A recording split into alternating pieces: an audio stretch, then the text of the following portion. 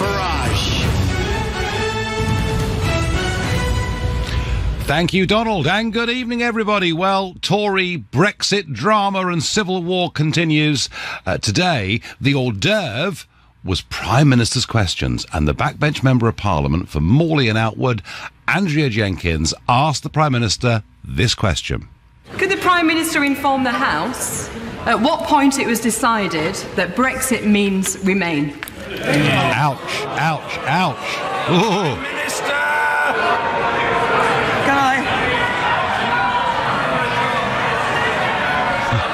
Can I say to my honourable friend, at absolutely no point, because Brexit continues to mean Brexit.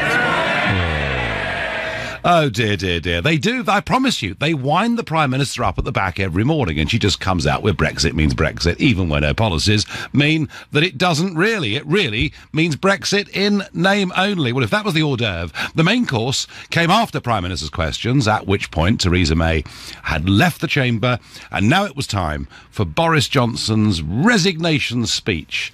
And he began paying tribute to the Prime Minister. Everyone who has worked with her will recognise her courage and her resilience. And it was my privilege to collaborate with her in promoting Global Britain, a vision for this country that she set out with great clarity at Lancaster House on January 17th last year. A country eager, as she said, not just to do a bold, ambitious and comprehensive free trade agreement with the EU, out of the customs union, out of the single market, but also to do new free trade deals around the world. I thought it was the right vision then. I think so today. But in the 18 months that have followed, it is as though a fog of self-doubt has descended. About that Lancaster House speech, one that I must admit on the day here on LBC I praised to the rafters. I could scarcely believe a Conservative Prime Minister was saying those things, but Boris then went on to explain why Chequers was basically a sellout. Chequers says that we will remain in lockstep on goods and agri-foods and much more besides, with disputes ultimately adjudicated by the European Court of Justice. Far from making laws in Westminster, there are large sectors in which ministers will have no power to initiate, innovate, or even deviate.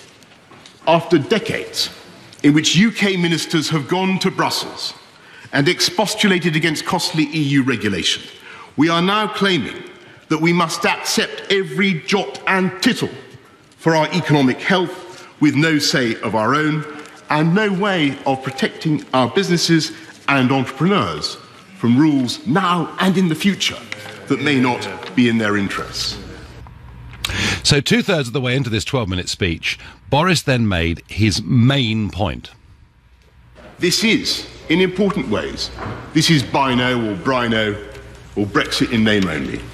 I'm, of course, unable to accept it, as I said, or to support it, as I said in the Cabinet session at Chequers. And I'm happy now to speak out against it, to be able to do so. Mr. Speaker, it is not too late to save Brexit.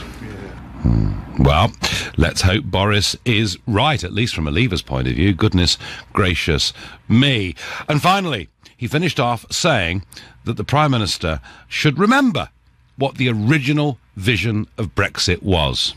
The UK's admirers, and there are millions, if not billions, across the world, are fully expecting us to do what we said and to take back control and to be able to set new standards for technologies in which we excel, to behave not as rules takers, but as great independent actors on the world Absolutely. Stage, and to do free trade deals, proper free trade deals for the benefit and the prosperity of the British people.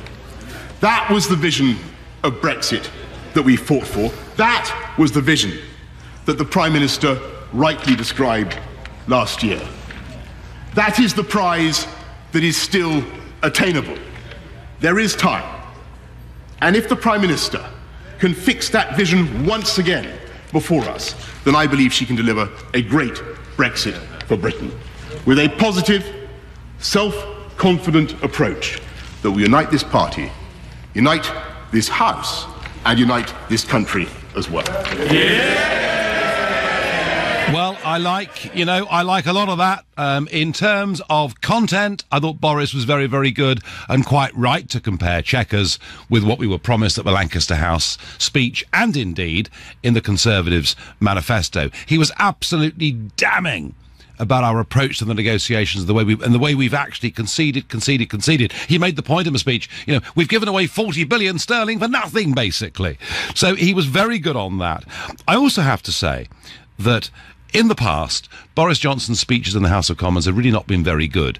It's been the usual bumbly, stumbly, kind of shirt hanging out Boris performance that doesn't really work in the House of Commons. Today, he was all together. Today, he was thought through. Today, he was scripted. Today, he'd practiced. And today, he delivered some very, very good, strong messages. But he didn't wield and use the knife. He continued to praise Theresa May on the one hand, whilst on the other describing how badly she dealt with the Brexit negotiations. At no point did he say the thing that needed saying, in my view, which is we are not going to get any of the things that Boris wanted in that speech if she continues as Prime Minister. And I wonder, folks, is Boris Johnson now a Prime Minister in waiting? Well, in terms of style, in terms of delivery, in terms of content and understanding the issues, I think he is. But if he's not brave enough at this moment in time, and particularly having emphasised that the sands of time are running out, if he's not brave enough to really go for it, was perhaps today his one big chance that has gone because he's lacked the courage? Or is it that he did not want to be seen to be the bad guy? So you let me know. Is he now a Prime Minister in waiting? If you think, yep, I can see him there now, after this speech, I can see him at number 10, I can see him walking down the steps of an aeroplane anywhere in the world to represent us. If you believe Boris now is on the verge of becoming Prime Minister, call me on 0345 6060 973. If you think, no way, it'll be an absolute shambles, then text to 84850, or maybe you think the whole discussion is null and void, because actually the Tory MPs would never vote for him. And you can tweet using the hashtag Farage and LBC at LBC, and I'll tell you a bit more about my personal experience of that, watching him and backbench MPs in a minute. And of course, you can watch us on Facebook and comment there too. Let's go to Henry in Macclesfield, a new caller to this show. Henry, good evening. Good evening. So what did you think of Boris today? I think he could be the next PM in waiting. As a member of the Conservative Party in Macclesfield, there is huge outrage across Northwest. I know people in different areas of the Conservative Party across Northwest, and the youth wing of the Conservative Party, even though I'll admit it's not that big compared to Labour or any of the other parties, but the youth wing and the grassroots Tories who go out volunteer with their MPs and everything are absolutely fuming over the current Brexit Chequers agreement. And someone who knows one of the Secretaries of States, I urged her to resign, but she didn't, who was a Brexiteer. They're absolutely outraged. We were out volunteering in Macclesfield, and the volunteers on the ground were fuming over what happened at Chequers. And the fact is, I don't think she's got it in her. And I think actually the change of leadership will come in October when it's the Conservative Party conference. But Henry, by then, we really are running out of time. How on earth are we going to get anything in place for March the 29th next year? The honest answer is, I don't know. I don't think Boris would want to. I don't think he wanted to stand up against Theresa. But I agree with you. I think it was his chance to do that, and he didn't. And that's what really made a shame. So has he? For me. So has he blown it, Henry? Was today the one big opportunity that he had? I don't think it is the one big opportunity. I think what you're going to see at the party conference. I'm not sure about timings, but I think what we'll be seeing at the party conference is Tories making it very clear that they're unhappy with Theresa May's leadership. And I think we'll see young Tories across the board making it very, very clear, plain and white. And as I said, the Secretary of State I urged to resign, who didn't. You know, again, I know that MPs, and I spoke to someone who works for an MP here in Macclesfield, and they said they've had hundreds of emails, and they think they can fluke this through.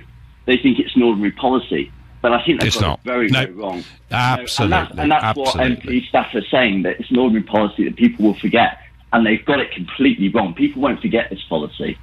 And the fact is, I think there's going to be a big pushback in October. I'm not sure about the timings, and I'm not sure how it's going to work, but I think the pushback... Okay, all right, but you think, Henry, as a young Tory activist, you think Theresa May's replacement is inevitable, but it will just take a bit more time? Yes. Okay, no, thank you, Henry, thank you very much indeed. There we are. We had a young Tory there. They're apparently very rare, but I think maybe there are a few more of them than people realise.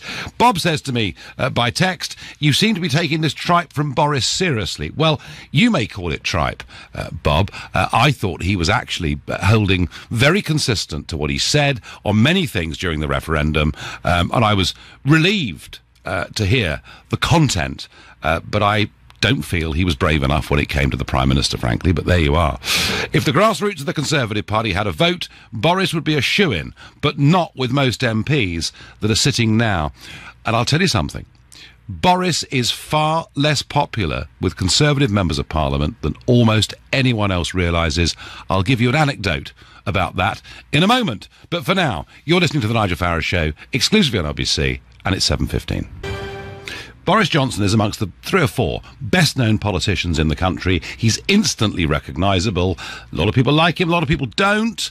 But he did today stand up and give a very good speech, certainly in terms of delivery and content. He looked very responsible. He looked very on it. But Boris has a major problem with the Parliamentary Conservative Party, with those that have had to work with him. And I get a text here that rather sums it up. Hi, Nigel. My name is Peter. I'm a taxi driver in London, and I was taking home a former minister from the Thatcher years. I asked him if Boris can be Prime Minister, and he told me only when Big Ben fell into the Thames. Well, do you know, my little anecdote. 2 years ago, I was at a birthday party. It was midnight. People were leaving. I was standing outside the venue, chatting to a Conservative MP, backbencher, been an MP for a long time, went on subsequently to become a minister. But for a backbench MP, quite a well-known figure. I was chatting away, and Boris was leaving the party. And there was lots of noise and kerfuffle, and he looked across and said, cheer, Nigel, see you soon, blah, blah, blah, blah. And the person standing next to me, he just blanked him completely. And he said to me, do you know something? He said, Boris doesn't know who I am, and he certainly wouldn't even know my name. I said, you're joking. They were sitting together in the House of Commons in the same party. And he explained to me how Boris never bothers to go into the tea room and talk to people, never goes into the bar, has a drink with anybody, it's as if feels he's above the rest of the MPs, has made no effort with them. And because of that, many of them think of him, frankly, as being just too arrogant, being just too apart. And the difficulty, of course, is that if Theresa May was to fall, it's the MPs that have to select a short list of 2, and those 2 names would then go to the Conservative Party membership in the country. And right at the moment, unless there is a popular wave of support for Boris in the country and in the media, right at the moment, he might just struggle to make the last 2. I'm told that no more than 24 of over 300 Conservative MPs genuinely want him to be Prime Minister. So that may well be the biggest problem that he faces. Maybe because of that, he was a little cautious today in terms of not going for Theresa May. I think he was a Prime Minister in waiting in terms of delivery today, but I worry that he simply wasn't courageous enough to grasp the nettle and to tell the truth, which is we're never going to get a proper Brexit with Theresa May as our Prime Minister. That's my view. Let's go to Winchester and ask Dave, a new caller to the show, what he thinks. Good evening, Dave. Hello, Nigel. How are you? I'm well. I loved a lot of what Boris did today, but he wasn't tough enough. He's thinking Theresa May suddenly is going to get it right, having got it wrong. I was part of a group. I'm not a taxi driver, but I was a campaigner in London.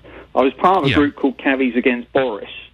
And one of the reasons that group was set up is because when he was mayor of London, Boris Johnson absolutely decimated the London taxi trade, for instance, with his strategies and his support of things.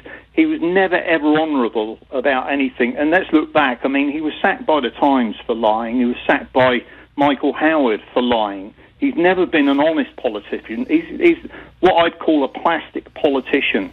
So he'll say things that he needs to say to get in office or to achieve a particular agenda. But actually, there's a lot of content and no substance. When he was campaigning to be MP in Uxbridge, he made statements that he'd lay down in front of... I know, Heathrow, yeah, I know, I've always thought in policy terms, Dave, that Boris was a flip-flopper. You know, he would change position to suit where the wind was blowing. And Dave, I understand that, and I agree with that. But didn't you think today, when he was talking about Brexit, there was actually some sincerity there?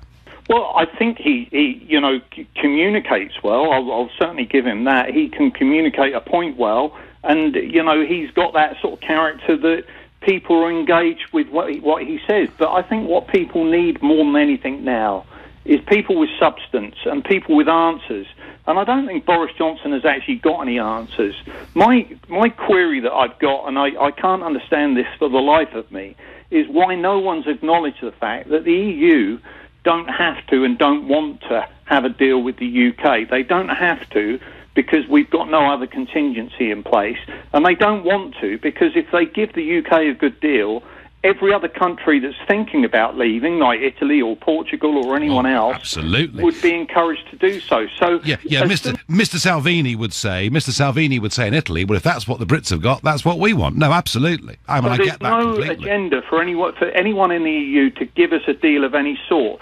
So I think we're negotiating with the wrong people. I think we should be negotiating with the European Free Trade Association and put together a deal whereby the European Free Trade Association, as you know, have had extensive negotiations with trade deals with Mercosur, the South American trade organisation. They've got ongoing deals with India, Canada, South Africa, and put together a package that's already pretty much in place or well down the road, which gives us an alternative, which would then be something to negotiate with the EU. Because if the EU thought that we're going to join EFTA, and other countries like Italy or Spain would look at that and think, well, actually, there is a viable alternative to being in the EU, because that was in place before the EU existed. EFTA and the EEC existed alongside each other.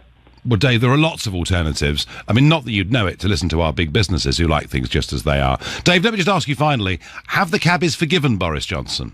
Well, here's the thing, and I set up another petition called Sack Sadiq, Make London Safe Again, because he's been... Dave, is there any mayor you like? Not really. I mean, they seem to, Sadiq Khan got in office.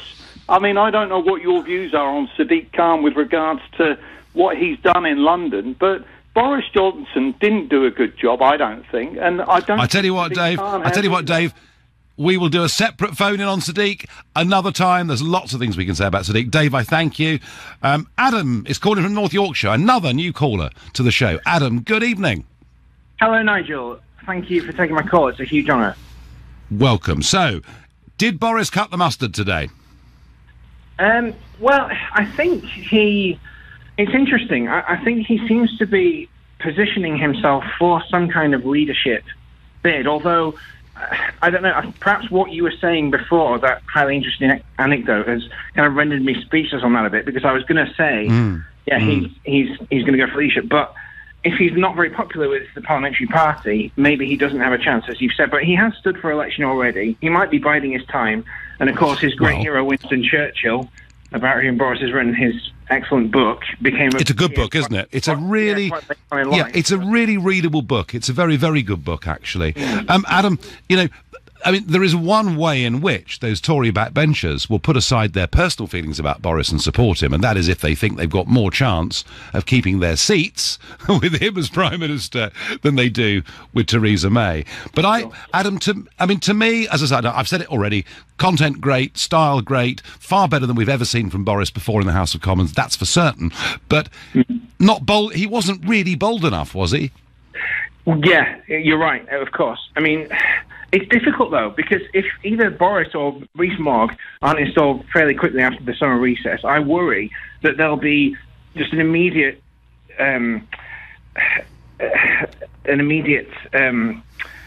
restoration of the corruption, apathy, uselessness on the part of the Tories. And it's just going to mean that... And then there'll be a crisis, Adam. on this current course, I still think there's going to be a huge crisis, and they need to change of direction. Adam, I thank you for your call. I'm going to rattle on.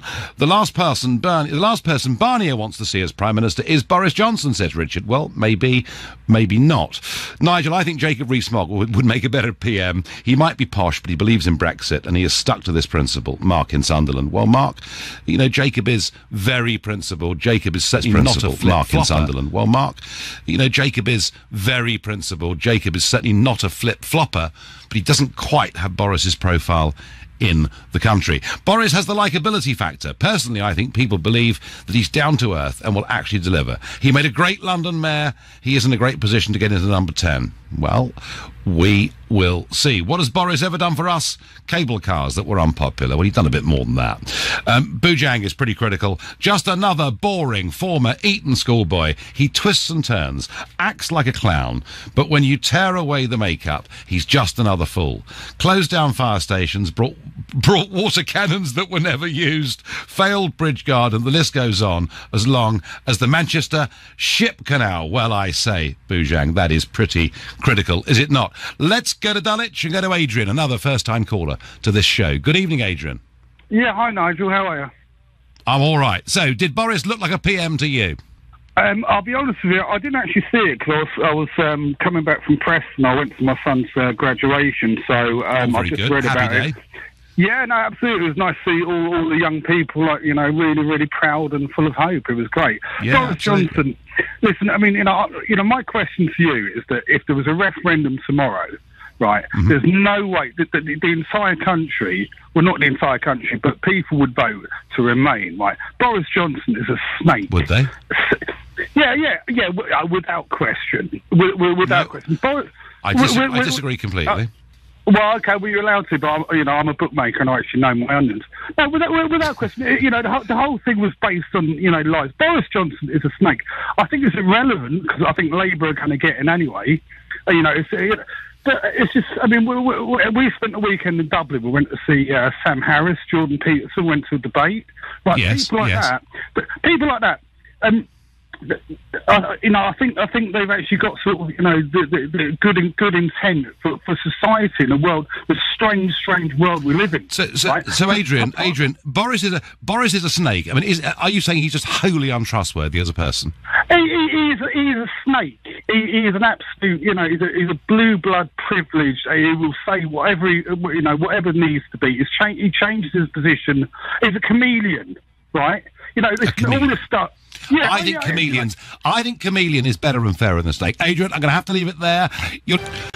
The Tory civil war on Brexit continues. I think it's even worse and fiercer than it was at the time of the Maastricht Treaty 25 years ago. But you'd think, wouldn't you, to listen to all of this, that everything within the Labour Party was absolutely hunky-dory and they've got no problems at all. Well, if you thought that, you would be very wrong indeed, because Labour MP Margaret Hodge now faces action by the party after reportedly swearing at Jeremy Corbyn and calling him an anti-Semite. So a confrontation has happened between the two of them, and it was all about Labour's new code of conduct.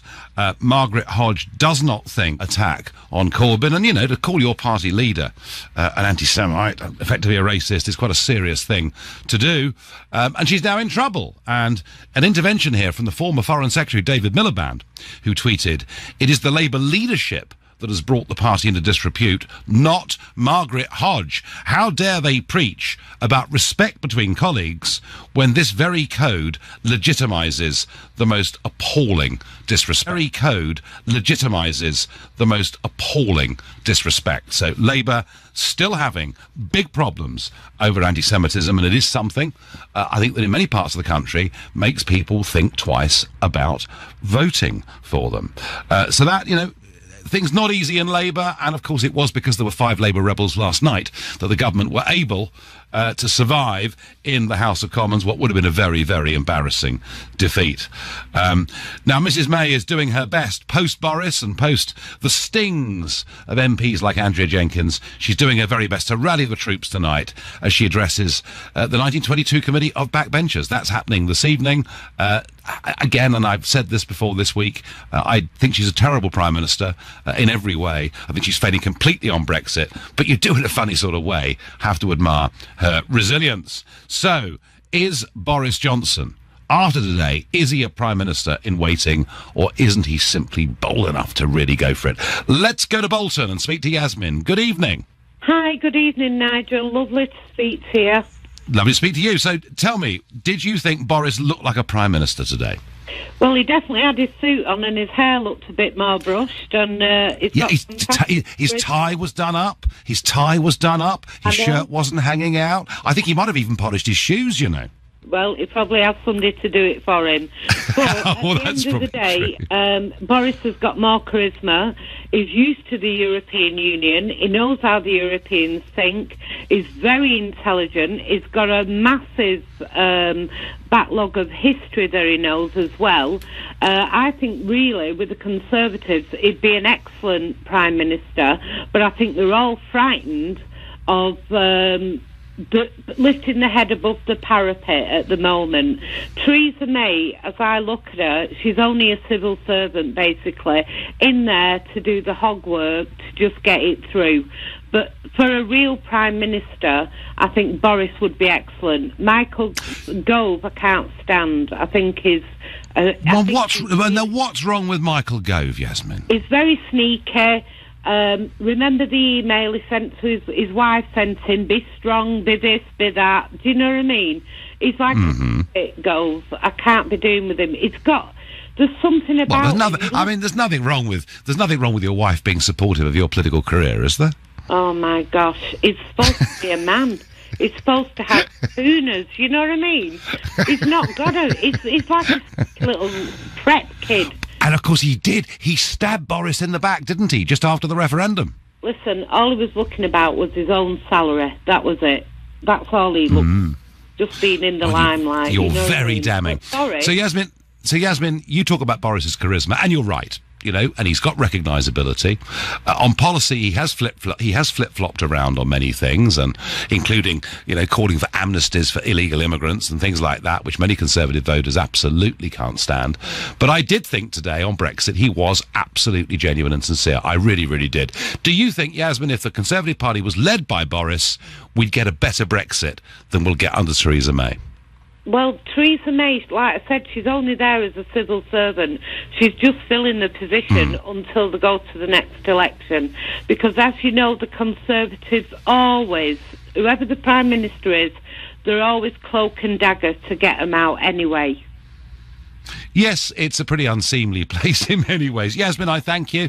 And I agree with Yasmin in one regard. I do think the Conservative Party would have a much better chance of beating Corbyn at the next election with Boris Johnson as Prime Minister than Theresa May. I'm going to say that. Julia asked me on Facebook, who would you recommend, Nigel, to take over from May? Well, listen, I'd be perfectly happy for Boris to take over from May. I really would. Or anybody else who actually believed in Brexit, had a bit of courage, was prepared to ignore many of the criticisms that you're bound to get from mainstream media. You're bound to get from some inside your own party. You're bound to get from the multinational businesses, and show some real leadership, because I think the country is desperate for it. I think the country would rally behind it. Evie in Manchester says, I thought Boris was brave to speak out against Mrs May. He, along with David Davis, might force her to understand what the public voted for. Evie, he wasn't that brave. If he'd really been brave, he'd have said, look, I like Theresa May. I've known her a long time, but she's proved she's not up to the job. Just comparing the Lancaster House speech and Chequers and saying it's all gone wrong. Yes, Boris, it's gone wrong because of Mrs May. I think you should have said so today. That's my view. Let's go to Seaford and speak to Carol. Good evening, Carol. Good evening, Nigel. Okay, read Boris. Yeah. I'm I have to say, signed-up party member of the Conservatives. I'm only keeping my membership because there might be an election for the leader. Boris would not be my choice, and the reason why is because if you can cast your mind back to when the campaigning went on, it took him a while to decide which way he was going to jump. That was the first thing. And I think he is quite a divisive figure. Lots of people do like him, but an awful lot don't. And I don't quite trust him. I would not support him. Carol, can I ask you, I mean, were you, along with 75% of Conservatives, were you a Leave voter? Oh, God, was I? I am a passionate Leave voter. I voted no the first time around. Okay. So, Carol, let me put this to you. You know, and I've made the point how unpopular Boris is within the parliamentary party, but that doesn't mean they won't vote for him, because if they think maybe, you know, he's the guy that can win them the election and more importantly, keep them their seats, because that's their main priority, obviously. If you were faced, Carol, as a Conservative member living there in Seaford with a choice of Boris Johnson or Amber Rudd, a Leaver and a Remainer, who would you vote for? Well, it's a no-brainer, but I actually think David Davis was the best leader we never had. The best Prime Minister we never got. I think he's a man of integrity. I'm very keen towards Jacob Rees-Mogg, although again he's fairly divisive. To be honest, Nigel, I'm actually in despair at the moment with it all. I see us being tucked up big time, and I can't see a way out of it. And I'm not convinced that Boris is the answer. I thought he was okay today, but he didn't go quite as far as I would have liked. I would have liked to have seen a far more robust pushback and a lot more questioning around these civil servants that have sort of taken over sneakily. Completely. I mean, the Brexit department's been bypassed, hasn't it? Carol, can I just ask you quickly? And so, all in all... Can I just ask you, Carol, how, down in Seaford, amongst your Conservative friends, you're a member of the party, how badly has the Chequers deal gone down there? It's gone down. I can't repeat how it's gone down. I've written to Caroline Johnson, our MP. Of course, she's sitting on one of the largest Conservative approvals. She's got a massive majority. I have written to her. She's written back. She says she's a Leaver. I like to hope she is, but I haven't seen any robust questioning going on. And frankly, I'm pretty depressed by it all. I'm pretty depressed. I have loaned my vote to UKIP when it was necessary, and I would do so again. Well, not now, because there isn't a decent party. But I think there is a real disconnect here. It was up 5% in the polls. Carol, your point about disconnect is absolutely correct, and I think the Chequers deal just continued that trend, and I think there are many Labour voters too feeling disconnected. Carol, I thank you very much indeed. Unfortunately, Nigel, I think Boris will stand back and let May fudge Brexit. Not sure he'd want to be blamed. I'm not a fan of his, but he has more charisma than a lot of them put together, says Matt in Sidcup. Well, Boris does have a lot of charisma, but the others, many of them in the cabinet, gosh, it's pretty much zero. They're a dull old lot. You're listening to the Nigel Farage Show, exclusively on LBC. The big resignation speech. Is Boris now a Prime Minister in waiting, or frankly, wasn't he bold enough today to really go for it? Has he perhaps blown the one big chance that he had? Lots of text and tweets coming in. It's true, Boris did buy the water cannon. Ironically, it was Theresa May that cancelled them, much the same way as she's cancelling Brexit, says Graham. Trump did his best, I get on Twitter, to undermine May last week, to carve a path for Boris to slip in. Funny how he resigned just before Trump came. Maybe he'd had a conversation with Trump discussing a plan before he came over. Honestly, you don't think the Trump administration have conversations with British political figures, do you? Ridiculous. Tanis sums up exactly how I feel about it all. He says on Facebook, as long as the next Prime Minister is a Brexiteer, I just don't care. Get us out. And I won't say what the rest of it says, but Tanis, I think you believe in this, and so do I. Let's go to Edinburgh. Let's speak to Mev, a new caller to the show. Good evening. Good evening, Nigel. So, from north of the border, does Boris look like the next British Prime Minister? From north of the border, perhaps not, but certainly from the UK, I would certainly agree. There are two kinds of politicians in this country: those that put Britain first and those that put Europe first. The Prime Minister puts Europe first, and Boris puts Britain first. He needs to challenge the Prime Minister in the best interest of the country as a whole. So why didn't he do it, Mev? I mean, he basically, he trashed her in one way, didn't he, by saying that one speech was good 18 months ago and now what we got at Chequers was awful. But why didn't he make it clearer that the time has come for change? Well, that's a very good question. Who knows what goes on behind the scenes? But I think certainly we've come to a crossroads, and the country needs to decide which way it's going to go. The Prime Minister is leading us one way, and Boris needs to lead us the other. But didn't Boris lack a bit of courage today? You don't know what goes on behind the scenes, what private conversations are going on in the background. I mean, certainly one concern that I have is the level of support for Brexit. During the referendum itself, I commissioned some private polling, and it showed much higher levels of support when you look at individual policies. For example, a clean Brexit jobs policy had 64% support in the UK. When you look at housing, 71% support of a clean Brexit housing policy. And the list goes on.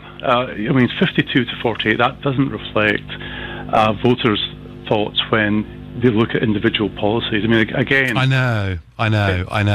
Sort of immigration, 75% think we should control our borders. Exactly. But Brexit for people was scary, for some people, because it meant change, didn't it? It does. Again, it comes to this vision of the possibilities that Brexit presents. One thing I would say, one of the questions I did poll was the scaremongering coming from David Cameron and all the other Remainers. 93% disapproved of the level of scaremongering coming from the Remaining side. They don't buy it. They don't trust the political elite anymore. So, for a lot of voters, well, if you don't trust David Cameron and the political elite, who do you trust? Do you think, Mev, I mean, you've obviously studied this and spent some money on it too. I mean, if we were forced into another referendum, how do you think people would respond to being asked again? If you focus, I mean, again, one of the concerns a lot of voters expressed to me was that they found the debate a bit academic. Because a lot of people would say, what difference does my vote count one way or the other? They don't know how it's going to impact their life. They don't see the opportunities. So if you focus on the big issues for ordinary working class voters, a second referendum would be, Brexit would crush it. I mean, they would totally destroy the Remain camp. Again, once you put the facts and the evidence and the change Brexit brings, it completely overwhelms the Remain arguments. OK, no, Mev, thank you very much indeed for your insight into that. Paul is calling from Stanmore, new caller to the show. Good evening, Paul. Evening, Nigel. I was always a great supporter of Boris. I thought he was a fantastic mayor, and I would like him to continue, and he did all the things he said he was going to do, and I thought he'd be good in Parliament. But he got one of the biggest offices there is as Foreign Secretary, and I don't think that he did that particularly well. I don't think he came across as a great statesman, and I don't think that he's Prime Minister material. I mean, you got to think that if you want loyalty, you've got to give loyalty. Now, Boris was part of the cabinet. Boris is very loyal, Paul. Paul, he's always been loyal to himself, hasn't he? Oh, to himself, yeah. he was part of the cabinet meeting in Chequers that agreed it. Now he agreed. He went along with it, and he said afterwards he thought it was great, and so did David Davis. And then shortly afterwards they threw the towel in. Now the question that I'd like to ask some of these. I mean, I agree that the Chequers proposal doesn't go far enough. But you've got to bear in mind the situation, the reality as it is, in that you've got a whole group of MPs when you've got a very fragile majority that are Remainers who won't support anything. So So what Theresa May has had to do, she's had to walk a fine line to find something that will go down the middle and be acceptable to both, to at least get it through. So my question to Boris and to Jacob Rees-Mogg and to David Davis and all those is, I agree with what they say, but what would they do? What is it that they can suggest that could go through? Because it's all very well saying, oh, we want a much harder Brexit, we want this, and we want that. Well, it won't go through Parliament. Paul, my view is that if you had clear leadership on this, and if Brexit really did mean Brexit, not just a soundbite from a wind-up at the back Prime Minister, then you take the country with you. And if you take the country with you, it becomes easier to take parliamentary colleagues with you. Paul, I thank you. I'm going to move on. Going to go to Marcus in Stirling. Marcus, good evening. Good evening, Nigel. Great to chat with you again. Now, yes, you've been on before. So what do you make of him? Thank you for having. I think he is useless. I think he's weak. I think he had his chance when David Cameron resigned. Boris Johnson had an open goal, somewhat like the chance Harry Kane had against Croatia. Oh, and don't remind us, Marcus. We're trying to forget about it. You're great. Paul's coming home next time. Now, listen, he also is so polite when he gets up. One of your previous callers says, why is he not going for the jugular? Why is he not committed?